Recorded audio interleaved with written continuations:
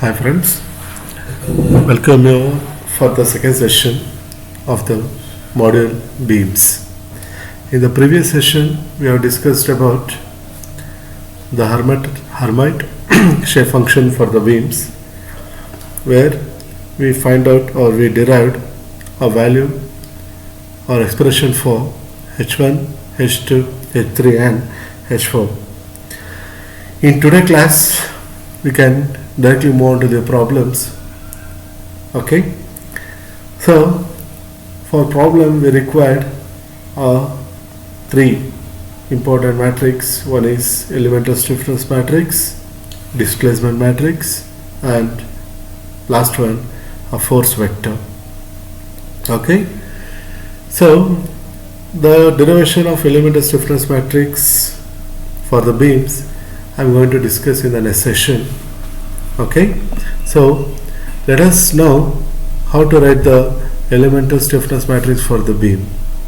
First, the value of the K should be equals to E I divided by L cube into 12 6LE minus 12 6LE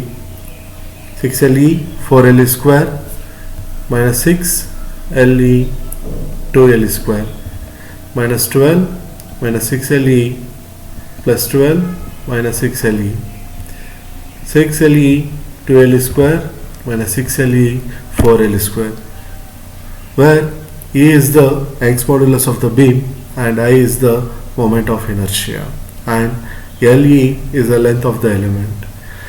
Friends, before starting to the problem, you should practice how to write this elemental stiffness matrix. You already know the elemental stiffness matrix for the bar, where K equals to AE by L into 1 minus 1 minus 1 1.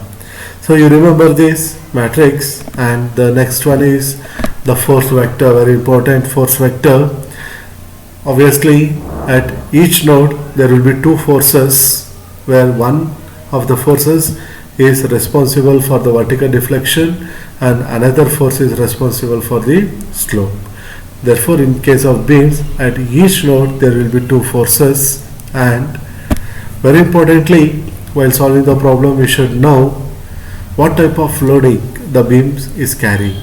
Either it can be a point load, or it can be uniformly distributed load, or it can be uniformly decreasing load, or it can be constantly increasing and constantly decreasing load.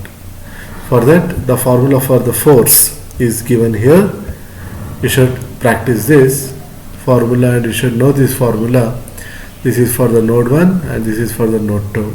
Okay, so let us solve the first problem, where the figure shows a simply supported beam subjected to a uniformly distributed load of value 12 kilonewton per meter, and we need to find out the maximum deflection that is taking place. The Young's modulus of this material is 200 gigapascal and moment of inertia I is 2 into 10 power of 6 mm square. List the given data. Since the load is in terms of meter, convert E and I also in terms of meter. So E becomes 2 into 10 power of 8 kilonewton per meter square and I equals to 2 into 10 power of minus 6 meter to the power of 4. So firstly the beam at node 1, the two things, what is V1 and theta 1, which is we need to determine. V2 is vertical deflection of node 2 and theta 2 is slope at the node 2. So friends, in the problem if I analyze carefully, at node 1 it is completely hinged together, that is the both vertical deflection as well as the slopes are 0. In case of the node 2, what happens, they give the roller type of support, therefore that restrict the vertical deflection, therefore V2 equals to 0 and there is a possibility movement in x direction, therefore theta 2 will be some value. Okay,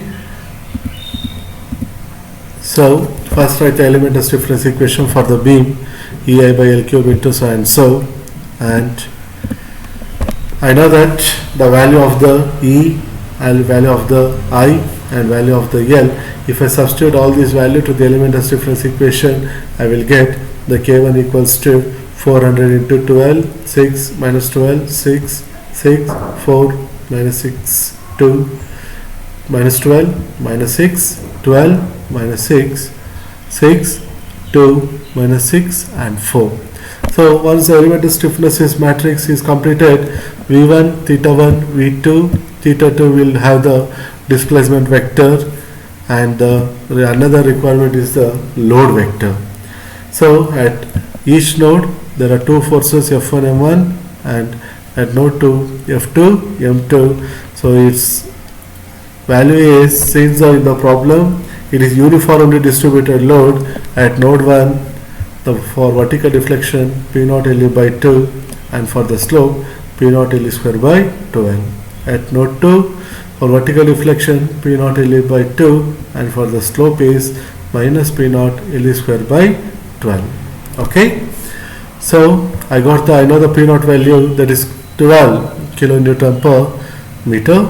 Therefore P equals to, and L is 1. So if I substitute the P and L value for this force, I will get F equals to minus 6, minus 1, minus 6 and plus 1. So what is the equilibrium condition? You already know K into Q equals to F. What is the value of K? We already determined it. Q is displacement vector V1 theta 1, V2 theta 2, and force is value minus 6, minus 1, minus 6 plus 1. So if I use the boundary elimination approach method, and the boundary condition is from the sketch V1 theta 1 and V2 is equals to 0. Therefore eliminate first row, first column, second row, second column, third row and third column. The only remaining is theta 2. Therefore 400 into 4 into theta 2 should be equals to 1.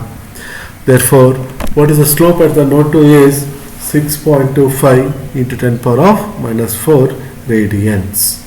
But actually what I need to find out is the maximum deflection. So what is the maximum deflection, to how to find out the maximum deflection? In the previous session we discussed the V equals to H into Q, where H is the Armature function.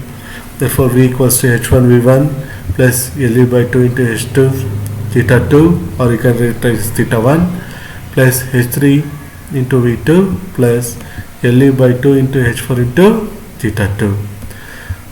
What is the value of V1? 0, theta 1 0, V2 0, theta 2 is 6.25 into 10 power minus 4. So this entire thing becomes 0. So only remaining is LE by 2 into H4 into theta 2. What is the value of H4? This we have derived in the last session. H4, the value of H4 is minus 1 minus zeta plus zeta square plus zeta cube divided by 4 into theta 2.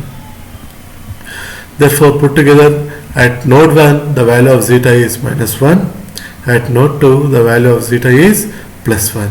If I substitute that value of zeta, I will get the maximum deflection V equals to 7.8125 into 10 power of minus 5 meter. Okay friends, this is how you need to practice still more problems related to the beams. While solving the problem, you have to be very careful about the type of loading, whether it is a point load or uniformly distributed load or constantly varying and constantly decreasing load. Based on that, you need to substitute the boundary condition and the formula. So friends, hoping that you're going to solve few more problems in the exercise, and kindly inform for any kind of clarifications. Thank you.